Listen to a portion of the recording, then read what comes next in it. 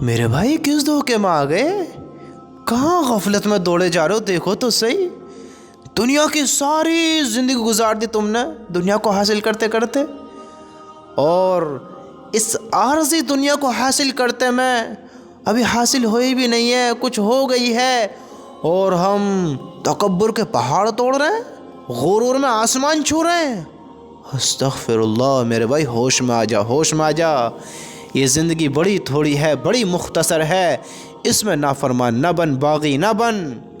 اللہ کی قسم، دنیا کی کتنی دولت حاصل کر لے، رب کو ناراض کرے گا، حرام کاموں میں پڑے گا، غلط کرے گا، تکبر میں رہے گا، بہت بڑی ہلاکت انتظار کر رہی ہے، ذلت کے صحرے انتظار کر رہے ہیں اس انسان کے لیے جو تکبر کی حالت میں مر گیا، جو غرور میں ختم ہو گیا، شرکسی بن گیا، باغی بن گیا۔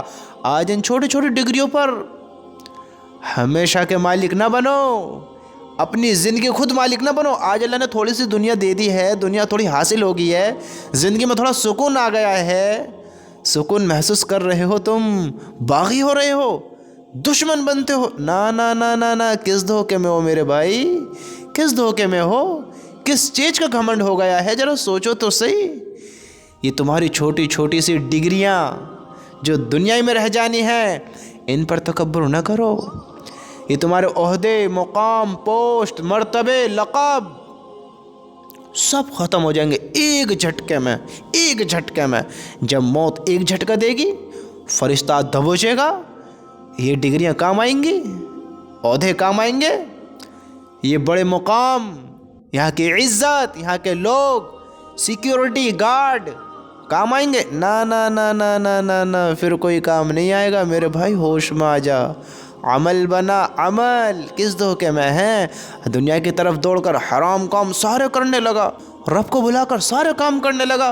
میرے بھائی یہ چھوٹے چھوٹے سے عہدوں پہ تکبر نہ کر، اللہ کی قسم انسان بن، انسان ایمان والا بن، ایمان والا ہی کامیاب ہے دونوں جہان میں۔ ایمان کی سود دنیا سے نہ کر۔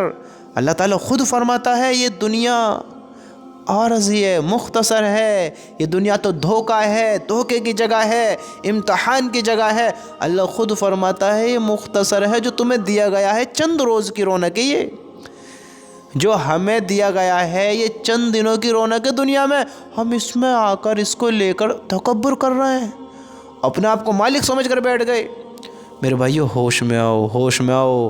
اللہ کی قسم اللہ کو راضی کرو، اللہ کو اپنا بنا لو، دنیا کے دھوکے میں نہ آؤ۔ یہ دنیا کا دھوکہ بڑا خوفناک ہے، یہاں تمہارا دشمن شیطان پیچھے لگا ہوا ہے، اور شیطان ایمان والے کے ایمان کا ایسا دشمن ہے جیسے بکری کا دشمن بھیڑیا ہوتا ہے، بھیڑیا۔ تم سمجھتے کیوں نہیں ہو؟ وہ تمہارے پیچھے ہے، تمہارے ایمانوں کے سودے کراتا ہے، تمہارے ایمانوں کا سودا دنیا سے کراتا ہے، تمہارے ایمانوں کو تباہ کراتا ہے۔ تم غافل ہو، اپنے دشمن سے اسے اپنا ساتھی بنا کر بیٹھے ہو، ایمانی زندگی کو بھلا کر بیٹھے ہو، آخرت کا انکار کر رہے ہو۔ نہ ماننا انکار ہی کرنا ہے میرے بھائی۔